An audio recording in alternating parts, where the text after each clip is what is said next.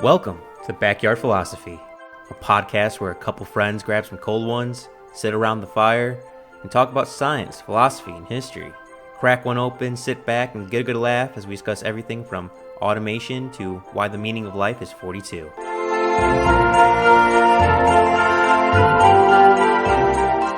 What has a long history, can be scary as hell, and has been turned into slave labor due to corporate marketing. Elves. More specifically, Christmas elves. The elves that help jolly old Saint Nick. They have a long, weird history, but before reaching the elves in the North Pole that we all know and love, they went through some dark times. But first off, Nick, how you doing and what are you drinking? I'm doing good. I wish I had a Christmas drink, but I am just drinking Dead Guy Ale. Hey, nothing wrong with that. I'm joining you with some Irish coffee, but whatever gets the job done. So, Nick, we're going to be talking about Santa's elves, the festive, pointy, free labor elves. But before they got the corporate image that we all know and love, we have to talk about where do elves come from. The Hulindum Fork, or Asalafar, also known as the Hidden Folk, another name for elves, come from Norse mythology. I believe the first documented account of elves in Norse mythology, like I'm talking about like artifacts or hieroglyphics, etc., come from Scandinavia around 790 BC. But I'll have to be honest, when researching where elves come from for this holiday season, it was quite hard. Because, Nick, I don't know if you know this, when you Google elves or the history of elves online, you tend to get some fictional elves, not historical elves. You get Lord of the Rings, you get Game of Thrones, you get everything but the actual facts. And I can't believe that I just said, when you Google elves, I don't get real elves. I now realize, hearing that out loud, how weird that is coming out of my mouth. It's probably exactly how dumb Google thought you were. Google does not like me. But elves spread far in Europe if they all come from that Scandinavian area. They might have traveled through Viking raiding, trading, and pillaging, or all the cultures in Northern Europe share some ancient traditions. The elves are old, are nothing like we imagined during the holiday season, or any elves that you see in movies. If anything, I would say elves are more like gnomes and leprechauns from the movies than the Legolas shooting bows and arrows. And well, depending on the time period and culture, those gnomes and leprechauns are elves. Elves used to be considered tricksters and pranksters. They used to live in a place called Alfar. Now, Alfar, I guess the best way to explain it, is a world between worlds, almost like a mirage that only the elves, mythical creatures, can roam. And through that, they can pop into their world and our world, and like another dimension almost. And like I mentioned, elves were tricksters and pranksters, and honestly, elves are kind of dicks. If you're nice to them, they would be kind to you. Like, make sure your crops grow, make sure you have healthy children. But if you somehow slighted the elves, or the elves simply got bored, they would fuck up your life. And I'm not talking about like underwear gnomes where they're stealing some boxers fuck up your life. I'm talking, oh, that's a cute home. Be a shame if someone set it on fire. So needless to say, when something bad happened for the ancients and our ancestors in Europe, they blamed it on elves. They even came up with some terms and phrases for it. For example, elf lock. Nick, you want to take a guess on what elf lock could be? Locking your keys inside the house, something like that. They don't have cars, so I don't know. An elf lock, which didn't know this event even happened, is when a horse's mane and a person's hair become tangled and knotted together. Which makes me wonder how often this happened when your hair gets tangled with horsehair, that people come up with a word to describe it. You ever been to Enumclaw, Washington? I have not. Well, if you have, you'll get that joke. All right. Well, for anyone who's listening in Washington, please help Mike. Mike has no idea what he's doing. There's also another terms that come along with the elves called elf mark. Nick, you want to try one more time to figure out what elf marked means? I don't know. Yeah, I'm not gonna guess. Maybe something about food getting stuck somewhere. Nope, it's just a baby born with a birthmark. Elves were just a phrase they just attached to everything from researching.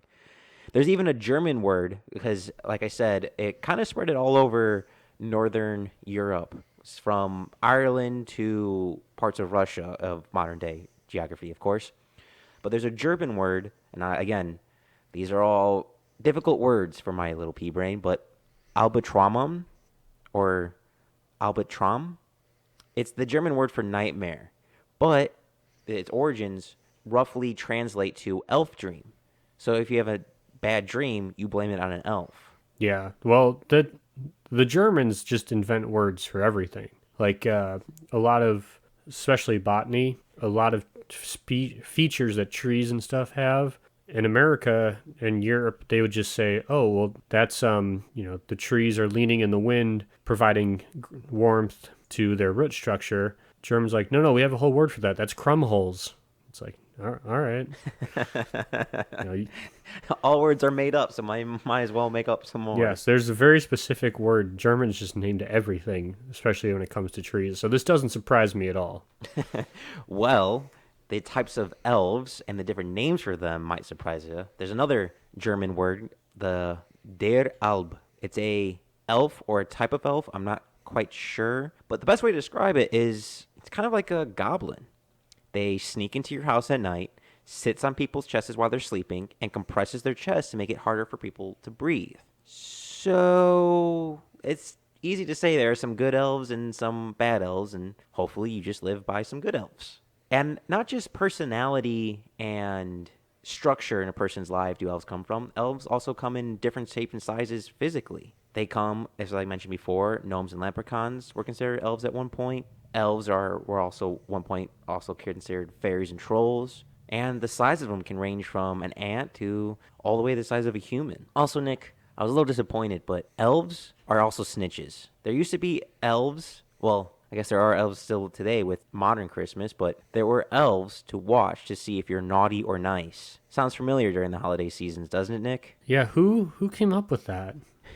It's weird how we just keep copying the same thing over and over again with a new name. But the similarities from ancient elves to the modern Hallmark elves doesn't stop there. Some people used to put porridge with butter out for the elves, much like we do with Santa Claus with milk and cookies. Or put statues or representation of elves called totem on shelves. An elf on a shelf.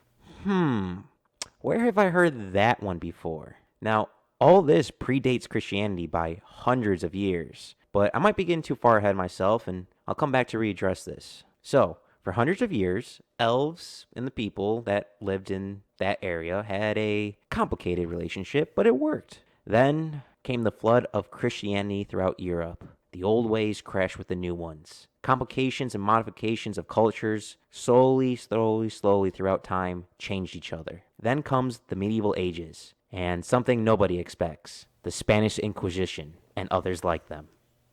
Yeah, Nobody nobody expects the expects the Spanish Spanish Inquisition. Inquisition. I'm glad this will be the second or third podcast where once again no one expected the Spanish Inquisition to show up. But that's the beauty, right? They just keep showing up. Ugh.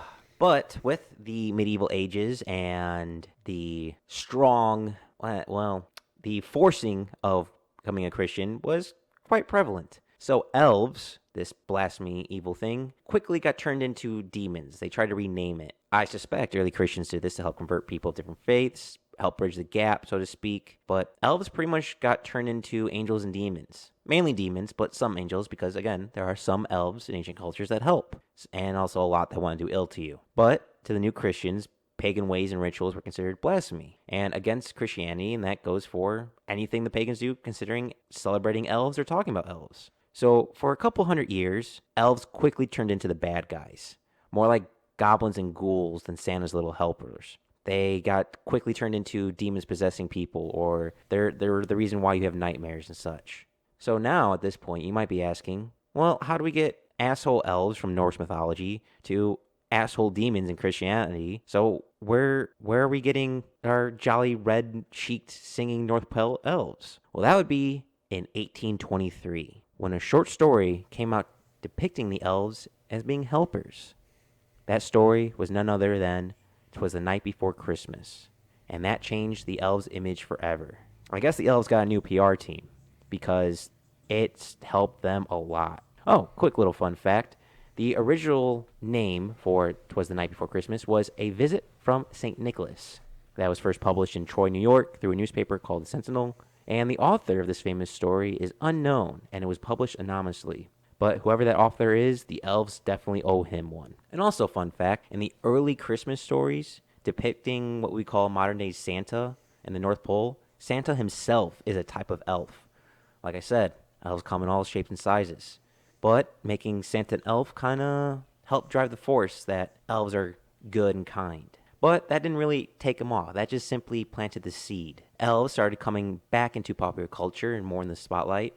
Less evil and more cookies and cream in the 1922 when an art piece came out painted by a Norman Rockwell. And that was hitting the booster on the rocket on popularizing elves as Santa's helpers. Very quickly, within less than a decade, in 1932, Disney made a short film showing elves very similar to Norman Rockwell's painting of working in Santa's workshop, just being there and being Santa's helpers. The engagement of the North elves in the North Pole just became deeper and deeper in our culture. So much that in the mid to late 20th century of, well, us Americans, we like to commercialize Christmas, and elves came along with it. Well, I guess the best way I can say it is we didn't just commercialize it, we made full-on zealots of Christmas. And we started writing and making up our own lore that focused on elves, giving them names and specific jobs like Santa's reindeers. Nick, in case you didn't know, because I sure in hell didn't, elves in the North Pole all stem from the children, or they are the children,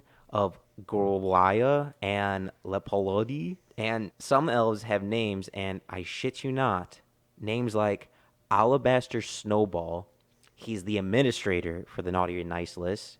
Sugar Plum Mary, aka Merry Christmas, is Mrs. Claus's top assistant. Pepper Minstrink, the guardian of the secret of where the Christmas village is located. And kind of want to bring back a little something I said. I want to address some elephants in the room on how much Christmas was stolen from the Norse mythology. Everything from milk and cookies to porridge and butter. But before I get into how Christmas got stolen to turn into Christmas, Nick, did you know anything about these elves' names? No, it really sounds like you took this straight out of a Candyland manual or something like that. Like that's some Willy Wonka shit. I kid you not, when researching this, there's an actual debate and argument of is there 13 named elves or 9 named elves? It's an actual debate people have, and it makes me a little bit sad. For those of you who think humans won't argue about everything under the sun, see the debate between 13 versus 9 named elves. It's that's disheartening to me how much time we're focusing on. I'm not kidding, Nick, so many Christmas slash lore sites dedicated to elves of the 20 and 21st century. Ugh. And we're forgetting how we all got there. It was hard to find any information on the Norse mythology of elves or just the history of elves. Like I said, from milk and cookies, our ancestors did porridge and butter. Watching If You've Been Naughty or Nice, that was elves. That was elves long before Christianity even started. And I don't even want to talk about the Christmas tree, which is from a pagan winter solstice ritual. And last but not least, I want to call some shit out. I want to talk about Elf on a Shelf. Elf on a Shelf was has been given creation credit to Carol Abersold and her 2 daughters. I believe they wrote and published a book on Elf on a Shelf in the early 21st century, and the family says they've been doing that tradition since the 1970s. People were putting Elf on a shelf before Christianity existed to see if you have been naughty or nice. Now, don't get me wrong. Bravo to Carol and her family for updating and marketing the brilliance of an Elf on a Shelf, but credit for the creation seems a bit too far for me. I don't know about you, Nick, but if it's something from ancient traditions and you just gave it a new paint of coat, I don't think you should exactly get credit for it. Yeah, and this is something that was amazing to me. So the movie Elf, when they're making that movie, they almost had to redo all of the elf costumes because the original elf outfit from Rudolph the Red-Nosed Reindeer was under trademark. So they legally could not have used that, but they got permission and stuff. And I was like, I never thought about that people had trademarked Christmas elf outfits. I did not know that. And that is a really weird fact. It's so weird how elves went from fairies and trolls to the commercialized jolly little creatures we know today. And it seems like we are forgetting the ways of old, and we're forgetting how we got to the point we are. So with this holiday season just around the corner, put out some porridge and butter so the elves don't tie your hair to a horse. Or instead of having a beauty mark, aka a birthmark, say it's an elf mark. Really throw people off there with your word choice. Let's make it happen, Nick. Yeah, I don't know if there's any porridge in the house to put out, but we'll consider it. Well, now, Nick, you know of how elves went from kind of dicks to jolly little slave labor. It's been a very long time for the elves. Yeah, but they live longer than us, so it doesn't really matter, right?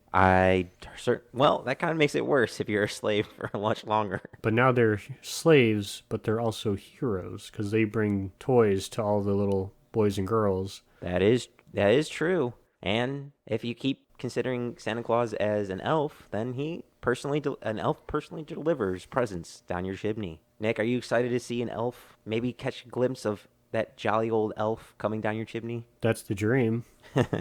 Well, now you know about elves, which is something I never thought I would research or want to know. And now you know.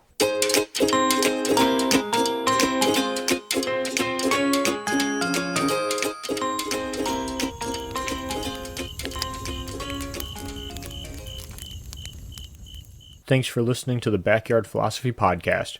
We rarely finish a podcast without missing a point we wanted to bring up, so let us know what we forgot. And if you have a topic you want us to talk about, let us know at Backyard Philosophy on Instagram and Backyard Philosophy Podcast on Facebook.